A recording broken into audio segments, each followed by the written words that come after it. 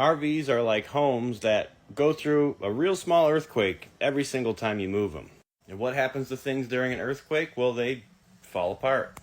Now, in an RV, luckily that does not mean everything is just falling in and collapsing. It usually just means small decorative trim pieces are falling down.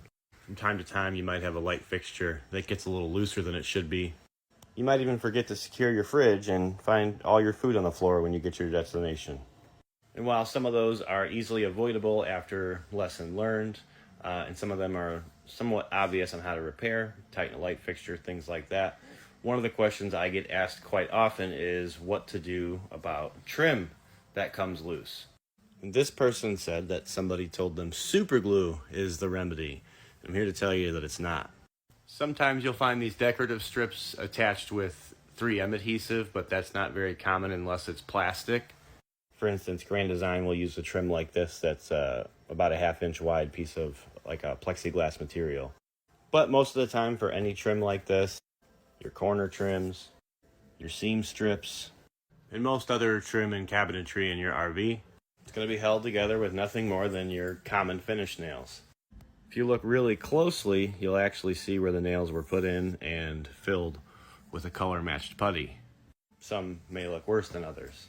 So when you do have a loose piece of trim, it takes nothing more than a quick pin nail. 23 gauge is the go-to for me. 18 gauge works pretty well if you want to cover the holes up, but 23s, as you see, leave next to no mark. And then, of course, you're going to take your color-matching wax crayon, fill that hole in, smooth it out, and make it invisible. And then you're probably going to go find all the ones the factory didn't get very well and do the same thing because it's just so much prettier.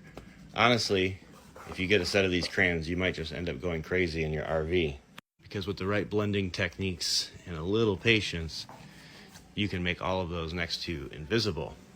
And yeah, when traveling down the road, they may fall out again at some point. But you pull out your pin nailer and reattach them. If you use glue, it's going to fail again too, only now you're going to have the sticky mess of the glue. And the last tip I have is if you want to see more tips and tricks on how to repair your RV, make sure you press that follow button.